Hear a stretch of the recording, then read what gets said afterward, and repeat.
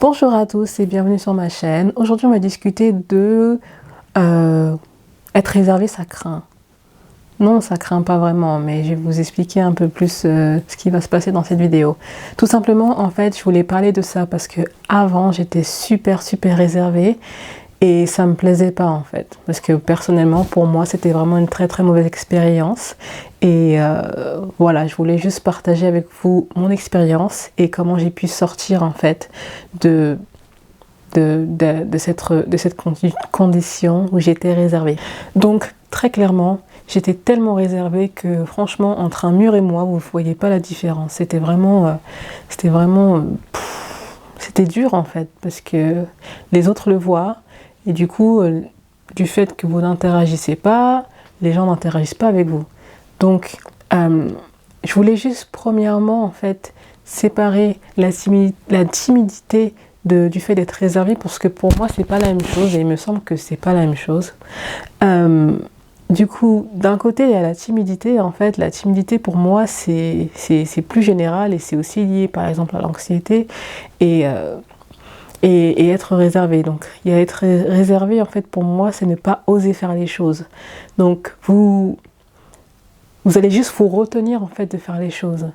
Par exemple, si vous êtes entre amis et que vous êtes très réservé, vous n'allez pas oser prendre la parole de vous-même, ou vous n'allez pas oser proposer une activité. Vous allez tout garder pour vous-même en fait. Après, il y a des proportions différentes, hein. Certaines personnes sont plus ou moins réservées, hein.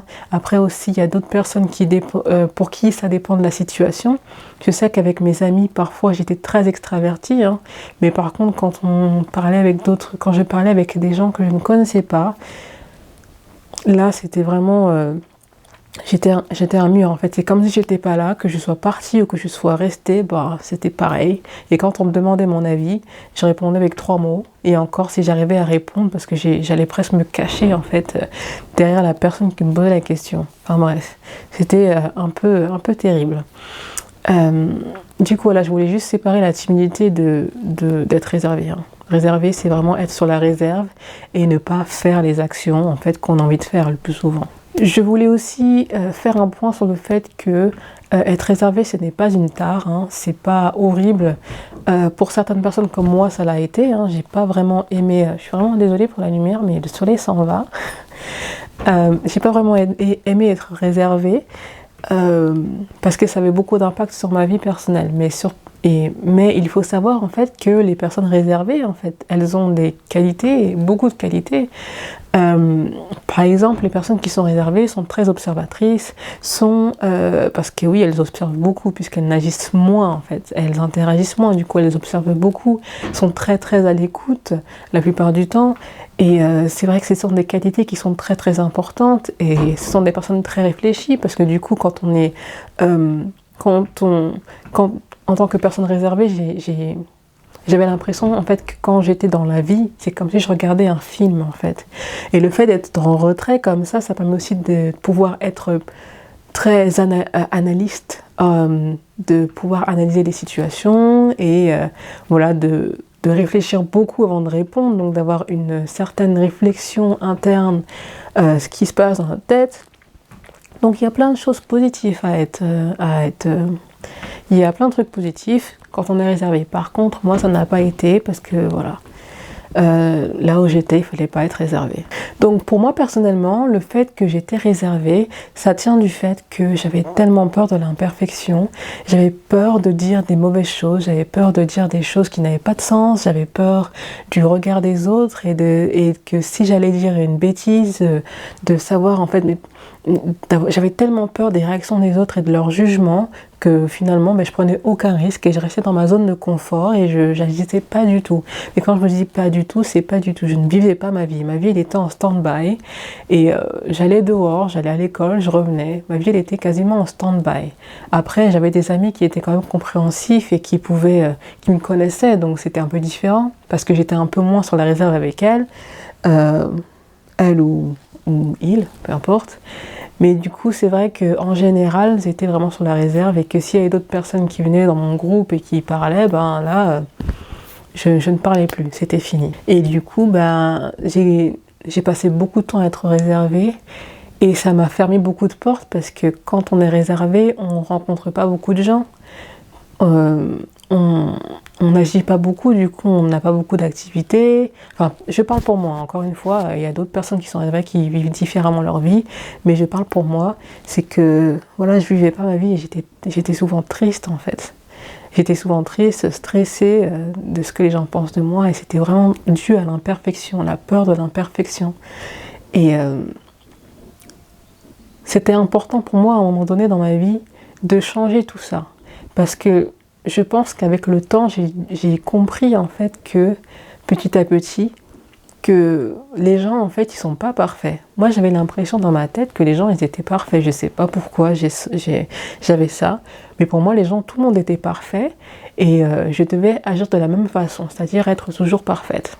Mais vu que j'avais pas confiance en moi, je ne pouvais pas agir en pensant être parfaite puisque pour moi j'étais imparfaite. Si ça a du sens. Donc en tant qu'imparfaite, je ne pouvais pas vivre dans la vraie vie, dans le vrai monde et montrer mon imperfection. C'est étrange, mais c'est comme ça. Et avec le temps, je me suis dit, mais j'ai commencé à regarder un peu plus les gens et à me poser les bonnes questions. C'est-à-dire que je regardais les gens et je voyais, est-ce que cette personne-là, elle fait pas des erreurs parfois ? J'ai commencé à avoir les petits indices et je me suis dit, mais attends, cette personne-là, elle a fait une erreur. Ah oui, d'accord. Donc en fait, les gens, ils font des erreurs. C'est une mentalité un peu difficile. Hein. J'ai dû aussi comprendre pourquoi j'avais cette mentalité-là avant. Pourquoi est-ce que je croyais que les gens, ils étaient tous parfaits. Mais c'est pas vrai. Quand j'ai commencé à travailler aussi, hein, à chaque fois que je commence un nouveau travail, c'est pareil, j'ai peur de l'imperfection et j'ai toujours besoin en fait d'être rassurée et que on me dise que mon travail, ce que je fais, c'est bien. Maintenant, je pense que c'est assez, hein, c'est arrêté ça. Mais voilà, besoin de beaucoup de réassurance, besoin d'être sûr que ce que j'allais faire ou dire, c'était parfait. Donc quand je suis arrivée au travail, commencer un nouveau travail, c'est là que j'ai aussi plus vu les gens faire des choses imparfaites. Que les gens vont se montrer plus eux qu'ils montraient la perfection. Par exemple, je sais que mes collègues ils faisaient des erreurs, ils le disaient « Ah, j'ai fait une erreur, attends, je vais corriger ça tout de suite ». Et je me suis dit, ils font des erreurs aussi. Ça me rassure parce que je suis pas la seule. Je suis pas la seule à faire des erreurs. Et je commençais du coup à désensibiliser, à être moins stressée et moins stressée parce que j'ai commencé à me dire, ok, relax. T'es pas la seule à faire des erreurs. Et si tu fais une erreur, t'as juste à la corriger en fait. C'est juste ça. Et c'est pas grave, si tu fais une erreur, t'as juste à la corriger.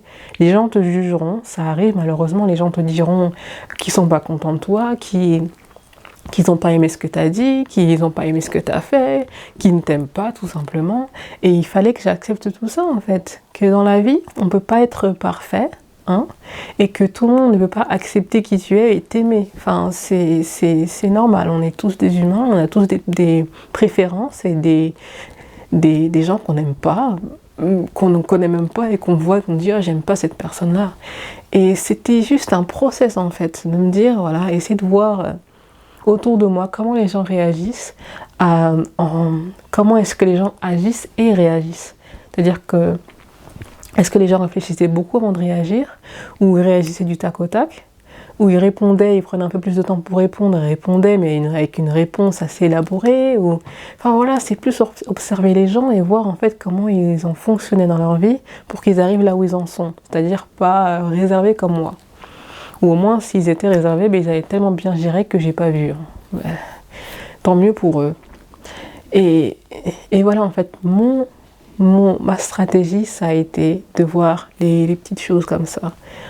Oh, les gens, en fait, ils sont pas comme je le pensais qu'ils étaient. Ils sont différents. Les gens sont comme moi. On est tous humains. Et c'est super important, en fait, de comprendre qu'on est tous humains, en fait. On est tous humains, on fait tous des erreurs, on n'est pas parfait, on n'est pas des machines. Et c'est là, en fait, que mon cerveau, il a commencé à switcher.